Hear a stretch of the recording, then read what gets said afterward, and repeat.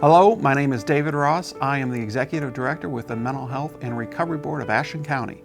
Today we're here with Leanne White, Wendy Lemon, and Chris Hickey, all with ACADA, Ashland County Council on Alcoholism and Drug Abuse.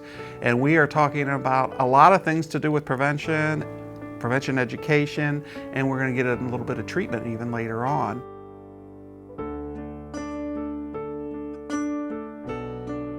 When people say addiction, what does that really mean? What are they talking about? Is if I just use a substance a few times, am I addicted to it? Or, is there an official definition of what do people mean officially when they say addiction? Can any of you help me with that? Sure. I think the most important thing to remember that people say addiction, but it's an actual substance use disorder. So it is categorized as a brain disease because it changes your brain chemistry and your brain makeup and how your brain actually works. So the most important thing is to remember that it is an actual substance use disorder. But there's a lot of things that encompass that. One of them would be that it's chronic, meaning it's long lasting, and most people who do struggle with substance use disorder will have it for the rest of their life and deal with some of those issues. Another important thing to remember is that it's relapsing. So people need to just accept and expect that there are going to be relapses along the way.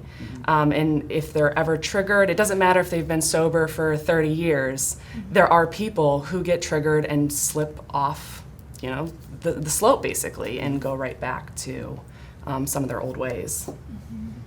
And I think sometimes, especially if you don't work in this field, if a parent were to have a child that they were noticing a problem with a substance, they may, feel that treatment, like a rehab, would be warranted, and then they send their kid away for 14, 21, 28 days, and then when they come out of it, they think, oh, they're cured, they're fixed, and that we know that's not true. It is an ongoing something that you actively have to work each and every day to overcome and to stay in a good spot.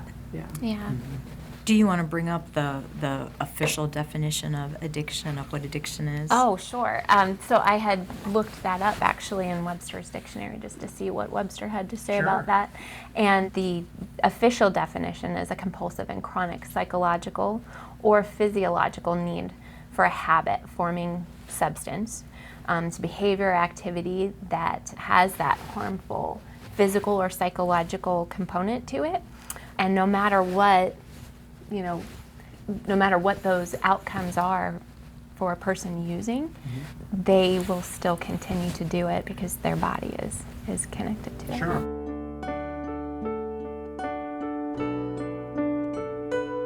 Well, one of the things we're particularly interested in talking about today is both amphetamines and opioids, and we'll define that maybe a little bit later, but when somebody might start to be addicted to opioids and amphetamines, can that start at younger ages, or is it just for people that are in their 20s or 30s? Can someone become addicted to amphetamines and opioids even younger, at like middle and high school? Is that something you see? Yes, definitely.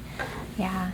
One of the things that we see, I think more commonly today, is injuries among athletes will often end up with a prescription for an opioid. And that's a really strong medication. Sure. It's needed in situations where people have really acute pain, like it's really bad. But usually it's best to take those for just a couple of days, 3 days or longer, and actually that kind of opens you up for more likelihood for an addiction. And so talking with your healthcare professional, if that gets prescribed to your child, is a good idea, just to make sure that you're using that appropriately and the best way to handle their pain. A lot of times the pain that we feel from things can be handled with Advil or Tylenol. Okay. We spend a lot of time in those lower elementary grades, and we address the difference between an antibiotic prescription versus opioid, for a pain. Because with an antibiotic, you do need to finish the whole course of antibiotics for it to be effective. And so we try to make that connection, like an opioid's it's a different drug. And you don't have to take that whole, if you have 30 pills, you don't need to take 30 pills if it can be managed with something different. And to kind of address your question about being younger, what we've noticed and what numbers and statistics have shown is that there are a great amount of kids in elementary school who have access, have their hands on stimulant drugs like amphetamines like Adderall, Concerta, Ritalin. So making sure that a child knows that that prescription is just for them, they don't share it, they take it appropriately, and making sure that parents understand, keeping in touch, keeping an open line of communication with your child and your child's physician, whoever the prescriber is, because we brought that up, a lot of times kids do need that stimulant drug if they've been diagnosed with attention deficit or a hyperactivity disorder. They need it to be successful to focus in schools, but misusing that valid prescription, can then lead a person into addiction. And that's where you have to be cautious. We need to understand that addiction can happen even at the younger ages. It's not just something for our older folks or our teens or 20-year-olds.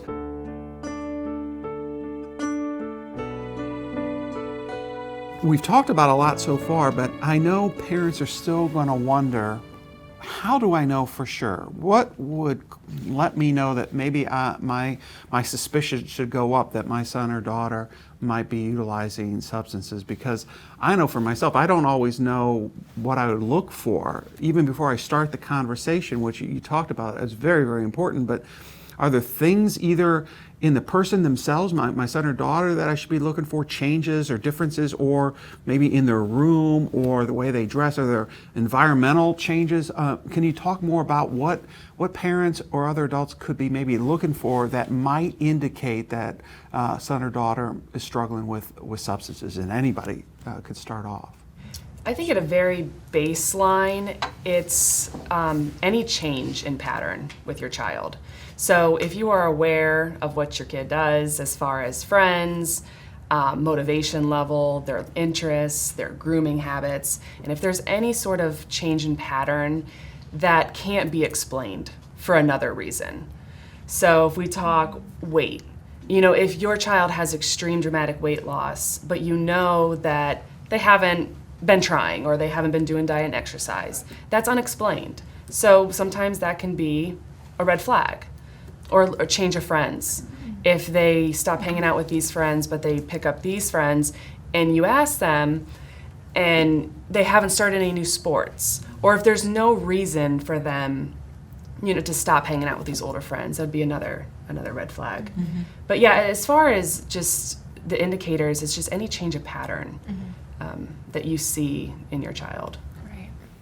How concerned should we be, like grooming? Because I know with teenagers Sure. that varies. It does. Absolutely. Could that possibly indicate if, as you say, a change in maybe if they used to be really, particular about their clothes and the way they looked, and all of a sudden they weren't? Are you saying that's an example of what we should be looking for? Sure, that's one symptom to pay attention to, I think.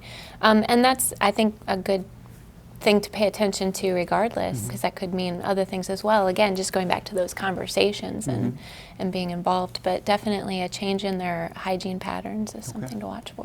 And two, I think opioids and stimulants, they're going to present differently. Okay. Right. For like physical signs, like pay attention to your child's eyes. So opioids, they're going to have very constricted pinpoint pupils. Amphetamines and stimulants, I believe, are much more dilated. Eye. That's one you can't cover up. Right. Like if a child's smoking marijuana and their eyes are bloodshot, they can pop some Visine in there, Right. and it's going to take away the redness. But the pupil dilation, can't change that. so that's a pretty telltale sign. Now, amphetamines, a child might be like jittery, picking, at their skin, their oral hygiene, that's Yeah. usually a big indicator that they're using an amphetamine, especially meth. A lot of times in communities, especially very rural communities, dentists will alert their local law enforcement that there must be meth issue going on because it rots out their teeth, so their dental hygiene. So we shouldn't be surprised then these toxic chemicals, if they're being taken on a regular Right. basis, might change the appearance, whether mouth or Definitely. skin. Yeah, or especially Yes. with those amphetamine drugs. And then in opioids, you would notice more like nodding off, and pay attention, I think, too, to sleep patterns. Okay. Right. If your child is not sleeping at all, Yes. that Yeah. can be a very good indicator that they're on some type of stimulant drug that's keeping their bodies, racing, or they're hyper-focused, or, whatever it might be. And then opioids, that kind of up and down, or feeling sick when the opioid's not in their system. Because opioid withdrawal feels very much like the flu amplified. Yeah. So if your child's nauseous, headaches, chilled, stomach issues, that could be, and then all of a sudden they leave for a while and they come back and they're fine. That's probably because they went out and used again, and then they're physiologically are back to feeling more comfortable. So maybe really rapid changes in feelings from going from Right. feeling very, Yeah, very like that flu-like Right. to Yes. feeling very normal and Right. feeling good. Right. And then, okay. And there's some emotional red flags that you can look out for. Changes in mood. So your child might be very erratic behavior, very hyperactive, won't stop talking, you just going a mile a minute. Or they might be very withdrawn, very just kind of lethargic, or they avoid you. Or some behaviors to look out for, if your child usually comes home and kind of chats with you guys and then goes off and does their thing, but they're just coming home, going straight to the room and locking the door. Okay. It's a red flag to look out for. Right. And going back with the hygiene, it's important to understand that when someone is struggling with an addiction, that drug is number one in their life and getting the next high. So that's why, their hygiene goes out the window basically, or their interests. They're no longer interested in sports or their hobbies. It's because they're fixated on trying to find the next high.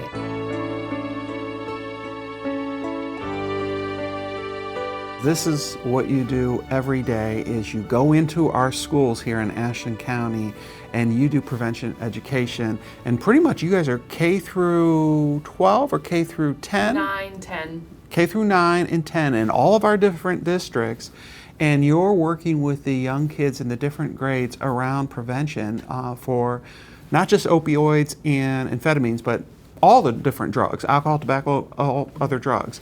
And I am just really excited to hear you talk about what actually happens, because I know maybe some of the parents have heard about prevention in the schools, but I don't think a lot of folks know exactly what is happening in the schools. And again, since you're in K through 8 and 9, are the same things happening, in kindergarten, first grade as happening at 7th and 8th grade? So I imagine it's got to be different, but please tell us what you're doing in the schools and a little bit how the kids react to what you're doing, because I think this is very exciting that we're spending so much time in our schools, all of our districts, talking about prevention for these substances. So Leanne, you want to start? Sure. So the program we do is called Too Good for Drugs, and it's an evidence-based program, which means it's been researched that it does work. And we do a pre and post test. So before we do the program, we give the kids a test, and then afterwards, and what we have seen over the years is that they do learn, and it has been proven to work. But yeah, we start out in the early years in kindergarten, and we go through 9 and 10. But like you said, they're not learning the same things. Okay. I don't know, Wendy is just the guru of the elementary. So each of you kind of have different grades that you like to do better or you do differently? We all do it all. Okay. But Wendy's just made for elementary. Yeah. Elementary. What is it about elementary that you like so much? I think they just get so excited. Okay. They're so receptive to the message, and I love our curriculum. Okay. I love what we get to teach them. I think that where a lot of prevention starts is helping a kid realize how special and unique they are, that they have different abilities and gifts that they bring to the community, that they're important, and helping them to establish goals early on, and realizing, as those goals grow, as a child grows. What does it actually sound and look like, the prevention work that you're doing, particularly with the young people? With the young people. So a lot of it starts with helping them learn how to make good choices. Okay. Also, how to be a good friend. Okay. And how to recognize a good friend. So it's building social supports around them and helping them also, I think, just realize what's safe around you and what's not safe.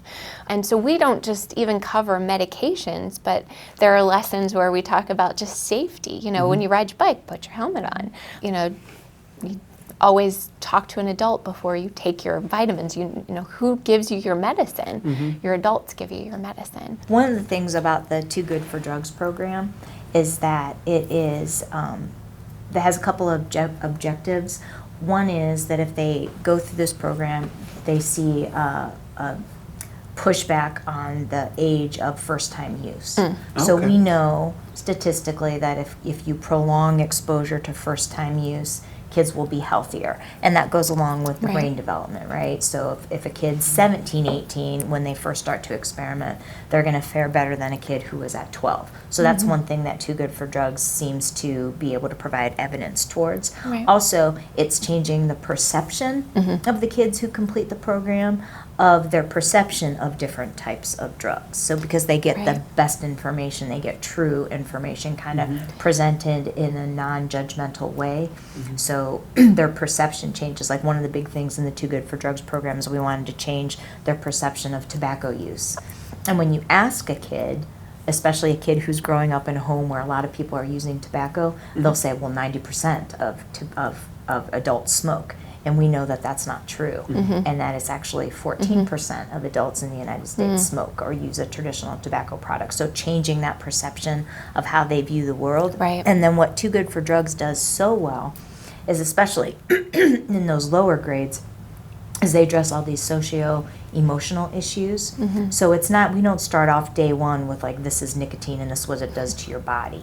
We start off with making, good choices, how to have a good day, and who are your helper people if you're struggling with Right. something. And then it builds with the child. So every year you're seeing those same set of kids. And like Wendy loves elementary. I like working in elementary too, but my favorite is junior high. It's that middle school, that 5th through 8th grade, because they start to understand and they have questions. And I've got kids that'll be like, I don't think you know what you're talking about. And I'm like, okay, well let's bring this up. Let's go through this. So it changes and grows with the child. After you've seen them for 6 years when they're in junior high, then we really get into substances and prescription medications and over-the-counter medications and those gateway drugs, which I know we think that everybody knows what a gateway drug is, but a gateway drug would be a drug that if a child were going to experiment with anything, they would reach for these first because they're accessible and usually they're cheap. So those would be all your tobacco products, vapes included. Anything that contains nicotine is number one.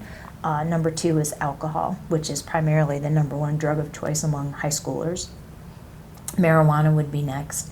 And then, interestingly enough, inhalants is listed as a gateway drug. And what's scary about inhalants is that they're products that we all legitimately have in our households, and kids can get high off of them. So I'm always very cautious, especially in junior high and high school, about talking about them, but I think they need to know those dangers. And the title of it is kind of misleading because it's Too Good for Drugs. So a lot of people think we go in there and it's just drug education, and it's not. Okay. And when I came on to prevention, I came from counseling. And I was amazed when I looked at the curriculum. I'm like, this is what we've been teaching our clients in counseling is, we get down to the root of why did you start using? Well, I was using because I was stressed, or I was using because I lost my job, or I went through a Had some divorce. trauma. So if we start in kindergarten at this is how you cope with anger, and this is a healthy way of dealing with stress, we're building that foundation to prevent them from turning to drugs and alcohol. That's what I think I love about this program is that it's very all-inclusive as for a person. It doesn't just focus on one thing, but it focuses on us as a whole. Well, ladies, I appreciate your time, your energy, all your answers. I believe this will be helpful to folks that watch it in our community, particularly for our parents that maybe just didn't know a lot of this information. I think this will give them a way forward with their sons or daughters. So thank you again for your time this morning. So as we talked earlier, prevention is really, hopefully, avoiding the need for treatment. So if we do prevention right, hopefully we reduce the number of individuals that need to come into treatment. But realistically, we know that some folks are going to require treatment services because our prevention efforts maybe were successful or not as successful as we wanted. The person actually becomes addicted to one or more substances. They, have not been able to quit on their own. They're struggling. It's caused all kinds of chaos in their personal and professional lives. But they've reached the point, either on their own or maybe an outside entity, say a court or law enforcement, has said to them, you need to seek services. You need to seek treatment services to get help for the substance use disorder that you're struggling with. And treatment is that avenue. And again, doesn't mean prevention has failed, but we just know for some folks, they're going to require a treatment approach as opposed to a prevention approach. And again, so we're dealing with individuals in the treatment phase who are struggling with an addiction to one or more substances.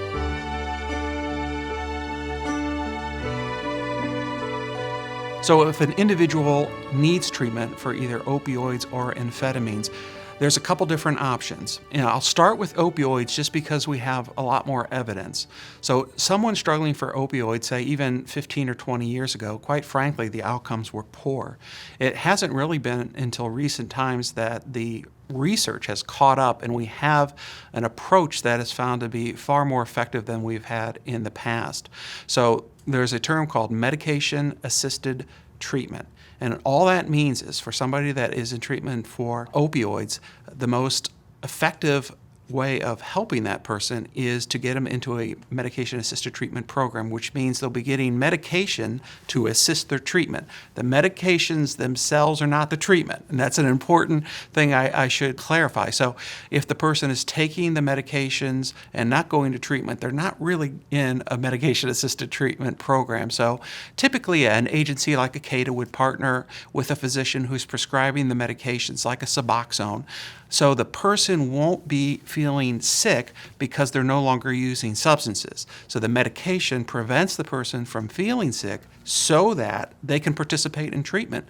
It's very hard to do individual or group work if you're feeling extremely sick. We talked earlier about withdrawal from opioids looking like a very, very bad flu. Well, as you can imagine, if you were having a very, very bad flu, you probably wouldn't want to do a whole lot of anything, individual counseling or group counseling or anything. So the medication allows the person who is stopped taking the opioids not to feel sick and to be able to fully participate in treatment. Now, in terms of amphetamines, this is much more challenging. So in some ways, it's like opioid was 20, 30 years ago.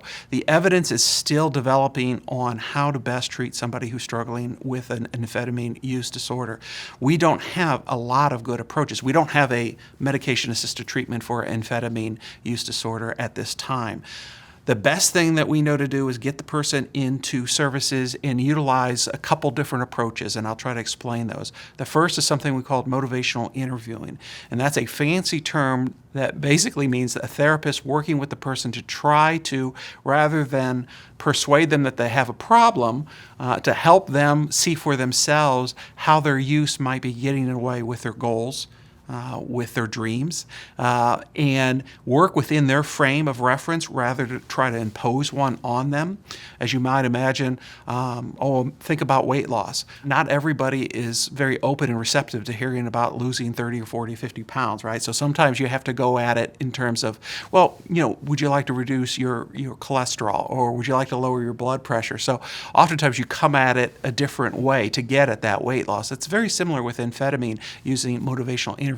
So we talk about maybe some of those skin or biologic or environmental issues that they've experienced because of their use, and use that as an incentive, or what we create dissonance between what the person really wants but what's really happening, as a way to stimulate them to make changes. Left to their own devices, most folks don't walk into an ACADA saying, I need help with my amphetamine disorder. That's not typical. So oftentimes it is law enforcement or some outside force that says to the individual, you need to go to ACADA and deal with your amphetamine use. So the challenge for the ACADA professional when they're doing treatment is to, how can I find an approach like motivational interviewing that gets at the issue but gets at it in a more indirect way? So at the same time they're doing that, they're also utilizing what we call cognitive behavioral therapy. Now, CBT, or cognitive behavioral therapy, has been around a long time, but it's right now our best approach for working with folks with amphetamine use disorders. Now, that may change. So maybe in 5 or 10 years from now, if I were recording this, it would look very different and sound very different. But that's where we're at. Combination of motivational interviewing and cognitive behavioral therapy. Akeda offers both of those things. It has for some time. Family members oftentimes pay for their loved one to go through what used to be called detox. It's still called detox by a lot of folks, but the new term is withdrawal management. They say, well, my son or daughter's been through detox 3 or 4 times. So the distinction I try to draw out is detox is not treatment. Okay, that's a very important thing to remember. It's important to get the person ready for treatment, but in and of itself, detox is not treatment. So keep that in mind. But oftentimes, I think folks in the general public feel like, well, if my son or daughter's been through detox, they should be better. And that really is just the beginning of the process. So in Ashland County, crisis services for addiction. This is important because sometimes a crisis because of an addiction and a crisis for mental health are very hard to tease out. So in Ashland County, typically what will happen is we encourage folks to either call 911. We do have a 24/7 crisis line number that folks can also call. They'll usually either be brought to one of our ER, Samaritan ER or our newest ER, for an evaluation. The person that comes out to the evaluation will determine what type of crisis is this. And then again, this is very difficult to tease out, particularly when the person is in the crisis themselves. So is the person struggling with hearing voices, seeing things, acute depression or anxiety causing them or a desire to harm themselves or somebody else? And there's really no indication that substances are being used by the individual. So that's more of a mental health or what we call psychiatric crisis, as opposed to the individual that has been using substances for a period of time that is either overdosed but have been revived using Narcan, for example, or has been using and attempted suicide in some way, but the assessor decides that use has been a regular part and addiction is very, very likely. That's more likely to be termed a substance use crisis. And the way we handle a substance use crisis versus mental health crisis is different. So a substance use crisis, it varies on the individual, but it's very likely that the person, if they're willing to get the help, but again, that's a critical piece, is the individual willing on their own to receive help? And again, not everybody's ready immediately. Sometimes it might take 2, 3, or 4 times of coming to the ER, being assessed before they're ready to accept help. So assuming the person is willing to receive help for their substance use disorder and they're in a crisis, it's not unusual for our agency, Akeda, who acts as a gatekeeper, to facilitate their admission to either a withdrawal management and or a residential setting. We don't do this for everybody. Again, this is up to the assessor and our gatekeeper to figure out what's best for that individual. If they think withdrawal management followed by a residential stay, followed immediately by an outpatient course of treatment is recommended, that's what will happen, and that's typical. So a withdrawal management, residential, or outpatient. But not everybody needs all of those. Sometimes a person may just go through withdrawal management and then right into outpatient. But I can tell you what we never recommend is just withdrawal management, just detox, or even just residential. Those things in and of themselves are not sufficient for recovery. So outpatient is going to be part of that plan, even in a crisis, but it may not be the first thing. So for example, if the person's truly in a crisis, we want to make sure they're safe. We want to make sure that physically they're able to be in a position to benefit by treatment. And that's why we sometimes need to go through that withdrawal management process before they can really start in earnest on outpatient services. So if you or somebody you know is struggling with an addiction and are interested in receiving help, I'm going to give you several numbers that you might want to consider. Akeda's number, again, that's the Ashland County Council on Alcoholism and Drug Abuse. You can reach them locally here, 419-289-7675. Akeda has typical office hours Monday through Friday. Occasionally, it's a crisis situation. You need to talk to somebody. Akeda's closed. That's where we want you to use our 24/7 crisis hotline number here in Ashland County, and that number is 419-289-6111. So usually between the two, we can get the person into services if they're interested in doing that, or give the loved one information about what services are available. Some additional things that might be helpful and maybe less intimidating. There's something called Crisis Text Line. That's available 24/7. It's not local to Ashland County, but it's available to everybody in the United States. And if you were to text the number 4, HOPE, HOPE, to 741-741, you can text with a professional. Some people enjoy talking about things that are going on in their life using text. Well, you can do that with substance use disorders as well as mental health issues if you'd like to. And what will happen is the individual on the other end of that text does have the information, local information in Ashland County that they can point you to if in fact that's something you're interested in. The other thing that I would maybe recommend both to the person that might be struggling as well as those family and friends is the Healthy Ashland app. That's something that can be downloaded either for Android or Apple devices. It's called Healthy Ashland App. If you go to either one of the download stores, you can download the app. And what the app has is all the numbers I just talked about, but it has information just about what is addiction and tells you more about the providers here in Ashland County, how to access those services. But some of the other things that we think are very, very important and might be helpful to somebody in recovery, it just talks about current events, what's happening in Ashland County, what support groups are available in Ashland County, where can I get services if I'm a veteran, what if I have children, services around helping my child or children, and school-based services, etc. So it's not just for someone that might be in a crisis, although it is for folks that are in crisis, it is for folks that are just wanting information on a whole variety of things. But I think they're all good mechanisms to get you in touch with a helping professional fairly quickly.